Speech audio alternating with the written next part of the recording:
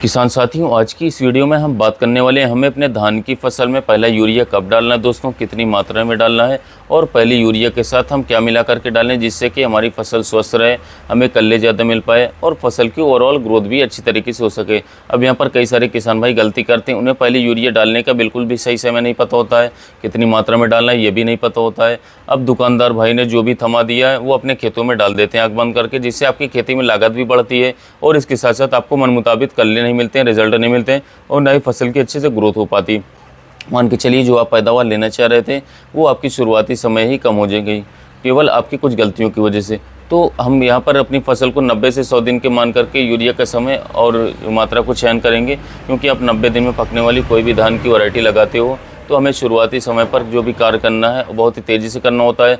सही समय पर हमें फास्फोरस और सही समय पर हमें नाइट्रोजन यानी कि यूरिया डालना ही डालना होता है दोस्तों, क्योंकि अगर हम सही समय पर यूरिया और फास्फोरस नहीं डालेंगे तो हमें अच्छी पैदावार बिल्कुल भी नहीं मिलेगी, क्योंकि फसल की ओवरऑल ग्रोथ के लिए हमें सही समय पर फास्फोरस और नाइट्रोजन को डालना होता है दोस्तों, और इन्हें हम सही समय पर नहीं डालेंगे तो हम धान की अच्छी फसल बना ही नहीं पाएंगे, ले ही नहीं पाएंगे। अब बात करते हैं धान में हमें पहला यूरिया डालना कब है। तो अगर आपकी धान की फसल 90 दिन की है तो आपको पहला यूरिया दोस्तों 10 से 12 दिन पर डालना है दोस्तों, क्योंकि ये सबसे राइट टाइम होता है जड़ों के विकास का दोस्तों, और इसी समय पर हमारे कहीं ना कहीं कल्लो फूटने की शुरुआत होती है। तो इसी समय हमें नाइट्रोजन की ज़रूरत पड़ती है। अब कई सारे किसान भाई 20 से 22 दिन पर पहले यूरिया डालते हैं, तो दोस्तों वो लॉजिक भी ठीक है। आपकी धान की वैरायटी 130 से 140 दिन की है तो उस कंडीशन में आप 20 से 22 दिन पर पहले यूरिया डाल सकते हो दोस्तों। यहाँ पर आप 10 से 12 दिन पर पहले यूरिया डालेंगे, क्योंकि कहीं ना कहीं इसी समय पर हमें सबसे ज़्यादा नाइट्रोजन की भी ज़रूरत पड़ती है। यहाँ पर जड़ों का विकास भी हो रहा होता है और इसके साथ साथ कहीं ना कहीं आपके कल्ले भी फूट रहे होते हैं, तो धान की ग्रोथ के लिए नाइट्रोजन सबसे महत्वपूर्ण रोल अदा करती है। आप पहले यूरिया के साथ ऐसा क्या मिला करके डालें जिससे कि हमारे धान की फसल में अच्छे से फुटाव हो दोस्तों। तो इसके लिए दोस्तों हमें बहुत सारे प्रोडक्ट मार्केट में आते हैं पर बहुत ही संभाल करके उपयोग करना है दोस्तों। तो कौन सा है दोस्तों मैं आपको बता दूं। तो इससे पहले बहुत बड़ी गलती कई सारे किसान भाई करते हैं, मैं भी इसे गलती कहूँगा। कई सारे किसान भाई दुकानदारों के बैकअप में आकर के ग्रोथ प्रमोटर या फिर ह्यूमिक एसिड वगैरह डाल देते हैं दोस्तों। मेरे ख्याल से ये सब पैसा बर्बाद है। किसी भी वैरायटी में अगर कल्ले फूटने होते हैं दोस्तों तो वो वैरायटी के ऊपर डिपेंड करता है। दूसरा, आपका धान की फसल में कल्ले फूटते समय खेत में पोषक तत्वों की भरपूर मात्रा होनी चाहिए। पौधे को जिस समय पर जिस चीज़ की ज़रूरत पड़ती है उस चीज़ की एबिलिटी आपके खेत में होनी चाहिए। पूरी दुनिया में ऐसी कोई दवाई नहीं है जो कि कल्लो बना सके। तो अगर आपकी धान की फसल में कल्ले फूटते समय पोषक तत्वों की भरपूर मात्रा है तो कल्ले भरपूर मात्रा में फूटेंगे ही फूटेंगे। बस आपको बेवकूफ़ बनाया जाता है महंगे से महंगे ग्रोथ प्रमोटर्स बेच करके या फिर फुटाव की दवाई के नाम पर। आजकल देखने में आ रहा है कि किसान भाई ह्यूमिक एसिड के ऊपर ज़्यादा पैसा फूकते हैं।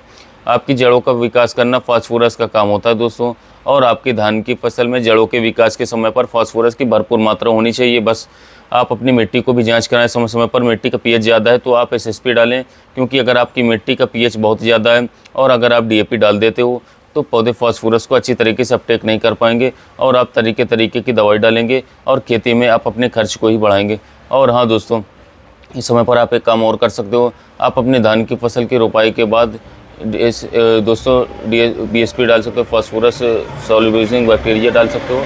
इससे पिछली फसल का जो आपका दोस्तों खाद पड़े हैं वो आपके घुल करके काम में लग जाएंगी। इस तरीके से आप अपनी धान की फसल को ज़्यादा फास्फोरस उपलब्ध करा सकते हो। अब अपनी धान की फसल में अच्छे से ग्रोथ के लिए और कल्लों के ज़्यादा फुटाव के लिए फास्फोरस और यूरिया के बाद सबसे ज़्यादा ज़रूरत पड़ती है दोस्तों, वो है तत्व जिंक। जिंक तत्व का सबसे ज़्यादा धान की फसल में महत्वपूर्ण रोल रहता है। अब हम पहले यूरिया के साथ जिंक सल्फेट 5 से 7 किलोग्राम प्रति एकड़ के हिसाब से डाल सकते हैं दोस्तों। दूसरा सबसे महत्वपूर्ण तत्व होता है मैग्नीशियम। आप अपनी यूरिया के साथ मैग्नीशियम को भी मिला करके डाल सकते हो दोस्तों। इसे आप 5 से 6 किलोग्राम प्रति एकड़ के हिसाब से डाल सकते हो। मैग्नीशियम को आप अपनी फसल में ज़्यादा बिल्कुल भी ना डालें। अगर आप अपनी धान की फसल में मैग्नीशियम को ज़्यादा डालते हो तो कहीं ना कहीं कैल्शियम की भी कमी हो जाती है। तो आपको अपने धान की फसल में संतुलित मात्रा में दोस्तों मैग्नीशियम सल्फेट का यूज़ करना है। और यूरिया को आप 10 से 12 दिन की धान की फसल में 20 से 25 किलोग्राम दे सकते हो, जो कि ये समय सबसे सही मात्रा होती है इस समय पर। बाकी आपको अपनी धान की फसल में पोटाश नहीं डाला है तो आप पोटाश डाल सकते हो। एसएसपी का यूज़ नहीं किया तो एसएसपी यूज़ कर सकते हो। एसएसपी का यूज़ किया है तो सल्फर डालने की आवश्यकता नहीं पड़ती है। आगे चल करके आपकी फसल में लोह तत्व की कमी होती है तो आप फेरस डाल सकते हो। उसे भी आपको तभी डालना है जब आपकी फसल में इसकी डिफिशियंसी दिखे। इसके अलावा आपको अपनी धान की फसल में किसी भी ग्रोथ प्रमोटर या फिर बाजार से कुछ भी खरीद कर डालने की ज़रूरत बिल्कुल भी नहीं है। केवल आपको समय पर फास्फोरस, यूरिया और इसके साथ साथ पोषक तत्वों को देना है, जिससे कि आपके धान की फसल की ग्रोथ बहुत अच्छी होगी और कल्लों का फुटाव भी अच्छा होगा। तो दोस्तों आज की वीडियो में बस इतना ही। वीडियो अच्छा लगा हो तो एक लाइक करिएगा, चैनल को सब्सक्राइब करिएगा। वीडियो और अच्छा लगा हो तो दूसरे किसान भाई तक शेयर कीजिएगा। तो मिलते हैं नए वीडियो में नए टॉपिक के साथ।